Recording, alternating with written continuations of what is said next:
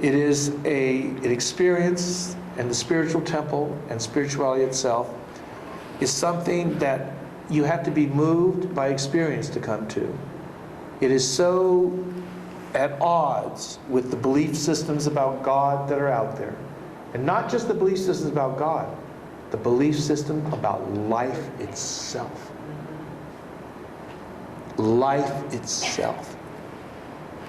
The Muslims, the Mormons, the Methodists could sit in that interfaith thing and look at each other and knew that they had different versions of the same vision.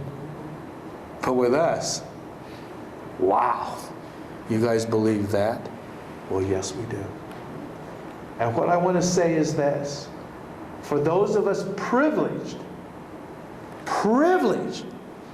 and blessed by whatever it is that caused us to cross that line, I want to tell you, it is a gift that is so far reserved for only the few.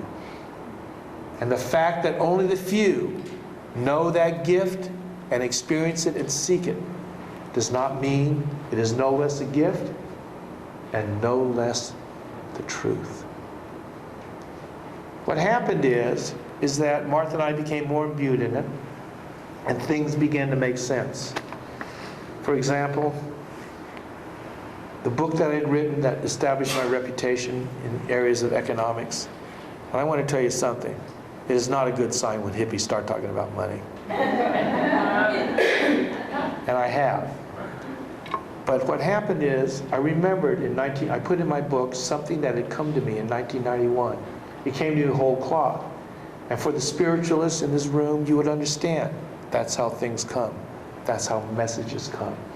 They come, and we receive them. In 1991, I wrote these words. In times of expansion, it is to the hare the prizes go. Quick, risk-taking, and bold, his qualities are exactly suited to the times. In periods of contraction, the tortoise is favored. Slow and conservative, quick only to retract his vulnerable head and neck. His is the wisest bet, when the slow and sure is preferable to the quick and easy. Every so often, however, there comes a time when neither the hare nor the tortoise is the victor. This is when both the bear and the bull have been vanquished, when the pastures upon which the bull once grazed are long gone, and the bear's lair itself lies buried deep beneath the rubble of economic collapse. This is the time of the vulture. For the vulture feeds upon neither the pastures of the bull nor the stored up wealth of the bear. The vulture feeds instead upon the blind ignorance and denial of the ostrich. The time of the vulture is at hand. I wrote those words in 1991. This is 2010. We're about to enter the time of the vulture. The motion, the movement, the events are already well in place. What may happen in the next year is going to be shattering. Reverend Tadalesky talks about people talking about 2012, and she was told by her teachers 2011 is going to be interesting too, 2010. And so it is. We are not yet done. They are right in front of us. I want to read something that was transmitted in another spiritualist church, the one that preceded the Temple of Universality. Some of you know this. Reverend Bob Ireland's, your church. And again, another small spiritualist church in Tucson, sweltering in the heat. Oh, it swelters here. 1992. In a direct voice reading, as Bob Ireland was in a trance, he was transmitting the words of Dr. Blair. And many of these who were in this church, in this temple, were in attendance at that time. These are his words. This was channeled on March 20th, 1992, 1 year after I had received my message about the time of the vulture. Quote, "One of the things that I want to bring foremost into your awareness is that you have in your country have been experiencing some financial strain that you might refer to as a recessionary process taking place. The banks have experienced billions of dollars in losses over the past few years, which have been a part of bringing this all into place. In your country right now, you see some signs of recovery on some levels. However, it has not reached its full stage of recovery, and there will be additional times of turmoil in the monetary sense concerning your country and the world as a whole. The monetary situation is not good, as most of you are aware. The country in which you live is the greatest place in the world you could be at this time, as you are moving into this new age of awareness. Even then, it is a country that is bankrupt.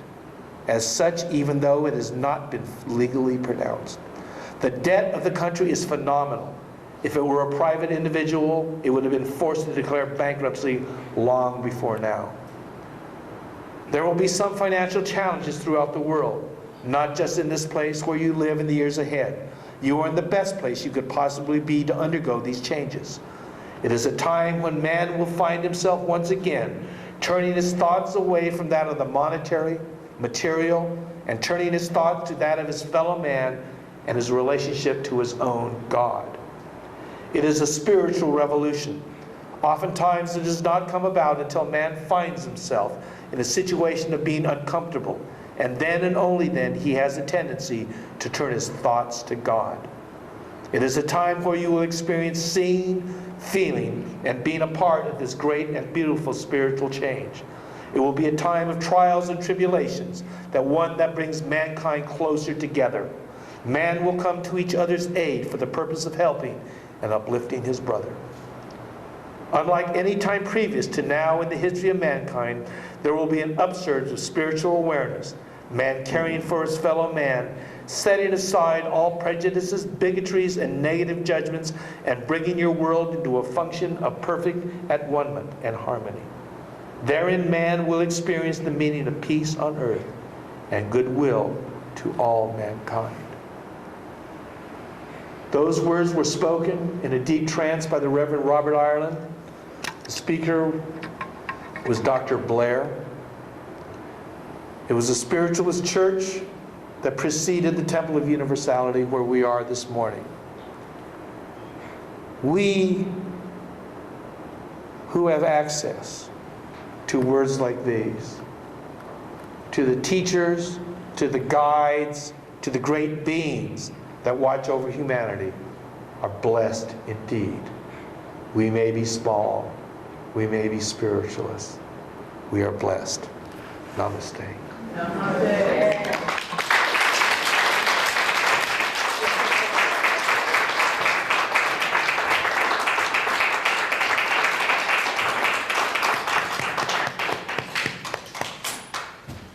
Thank you, Darryl. That was amazing.